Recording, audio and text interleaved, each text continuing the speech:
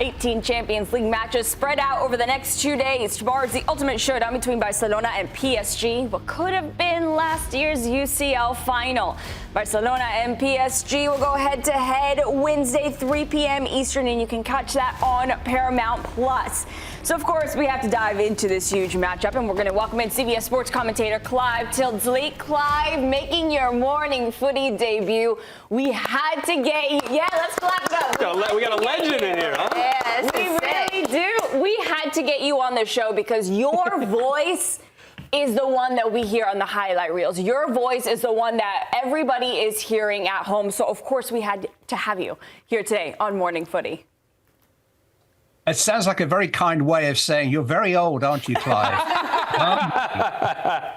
I would prefer never. Experience. You have been able to call some absolutely would have turned out to be epic games for all of us. And Barcelona and PSG, that's a matchup that you know very, very well. So for you, how special is it to be able to call a match between these two huge historical teams?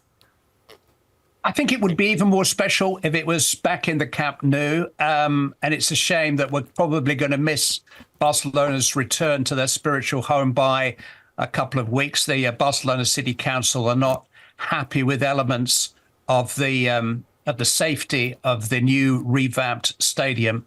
But yeah, I was there among the 96,000 in 2017 that witnessed maybe the most improbable of all Champions League comebacks. Barcelona needed to score 3 times in the last 8 playing minutes of that game and did so and beat PSG by 6-1. A Barcelona team coached by Luis Enrique.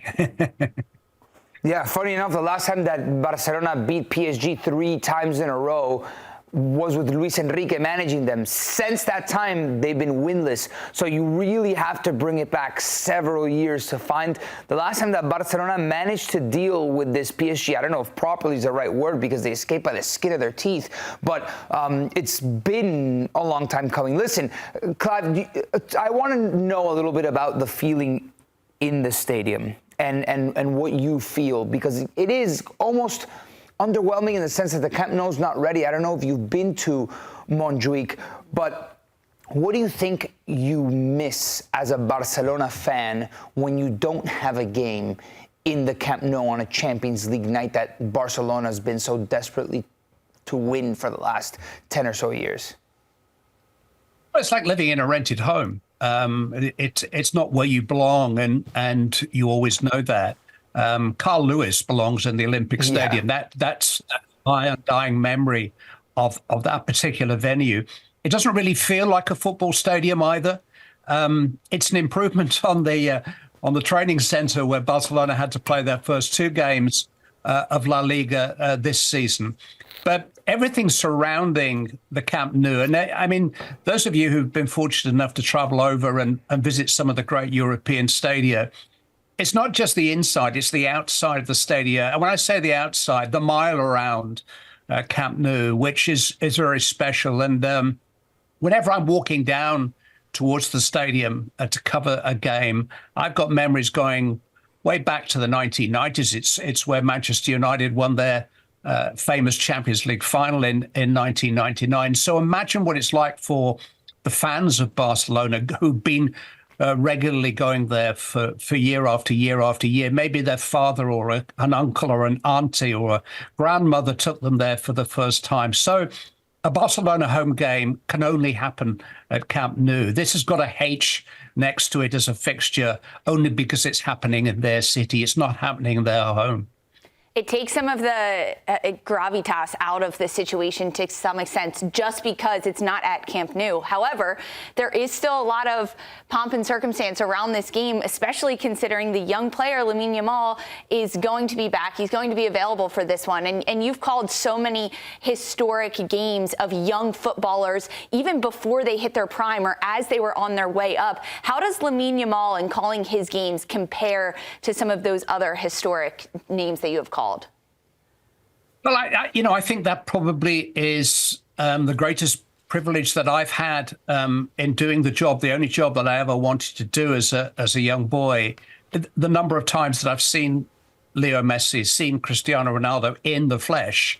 And already each time you see Lamine Yamal for real, it feels like you're witnessing something that I've got two very, very young grandchildren now. It's something that you will tell them about, and hopefully something that they will get to experience in the future. He is a generational talent. The one but I would say is, and Barcelona have been here with Pedri, and they may be going through it at the moment with Gavi. He has played an awful lot of football for a boy, and that's what he is really. He can't even drink in the USA for another 2-3 years. So, that's what we're talking about. And I think there is a genuine amount of concern now over how we manage the time that these guys are spending on the field. Lamine Yamal is coming back from a groin injury. Listen, an athlete of that age shouldn't really be suffering too much with groin problems at this stage. So I think it's just a little warning to Barcelona, to Spain, and to all of us that if we want to cherish and enjoy this extraordinary athlete for years and years to come, we've got to look after him a little bit better maybe than we have done so far. Yeah, Clive, unfortunately, a big narrative coming into this game are the injuries that are on both sides. At least Lamine Yamal is back. But these were two of the defining teams of last year's competition. Obviously, PSG went on and won it. We thought we were going to see a Barcelona-PSG final, but we didn't. So is that the matchup? Do you think that these were the two best teams in last year's competition? And are they, again, coming into this year? I think final in Munich between these two last year would have been totally bonkers.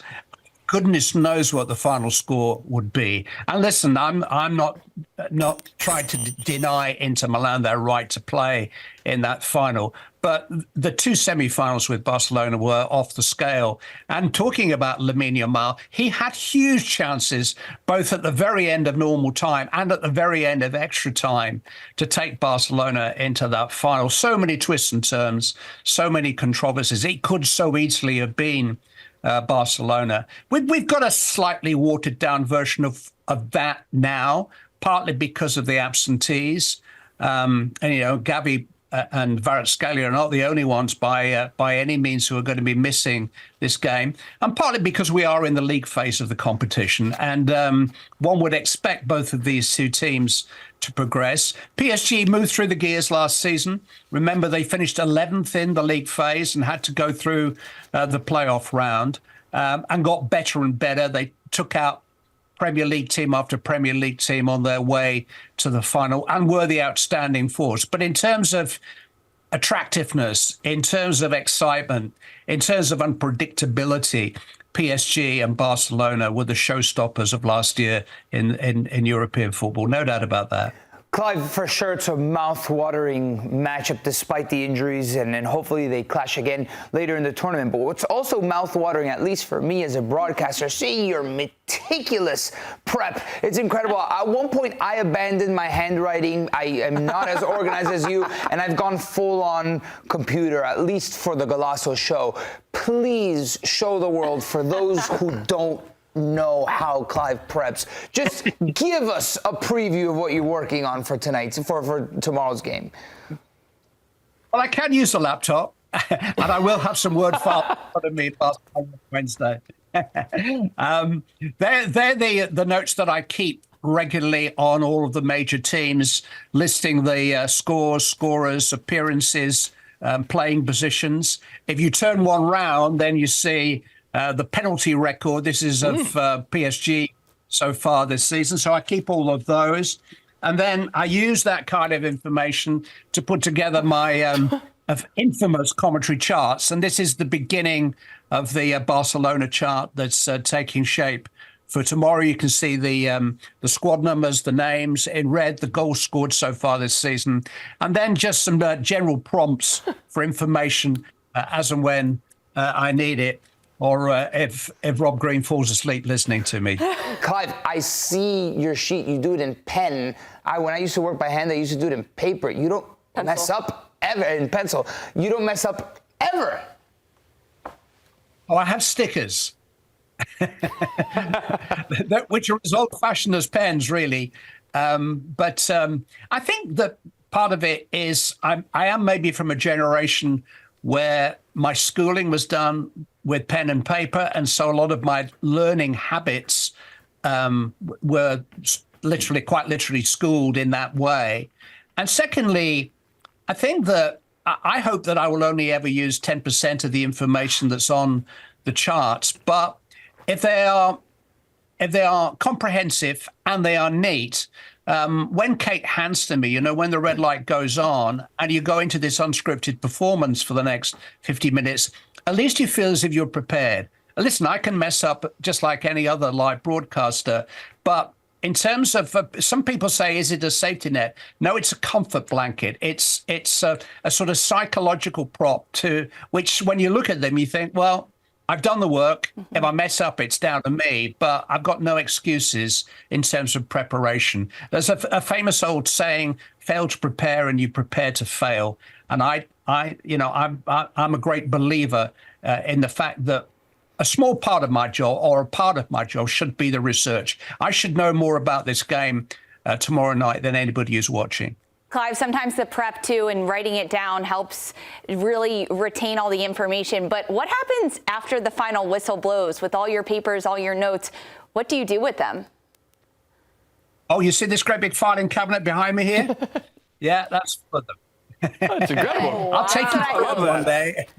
I love that. Yeah, on a quiet news day, I'll take you through all of that one day. It's interesting. I did a little Instagram post a few weeks ago because I actually, during the summer, didn't work on any live football, and so I did tidy out that file and actually threw away into recycling, obviously, a lot of old charts, and I did a little Instagram story filming myself doing it.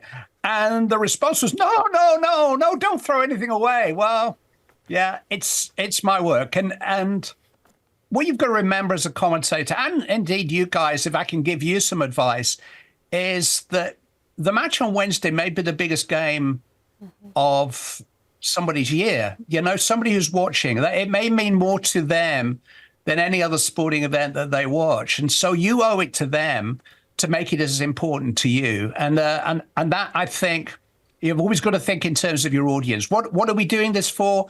We're doing it to serve an audience, and we've got to listen to our audiences. So I did manage to keep some back and send a few charts out to people that specifically asked for them. We actually market them as a piece of memorabilia now, the commentary charts. So for the very famous games, the prints are available of the charts that I did. And it's amazing what they mean to people.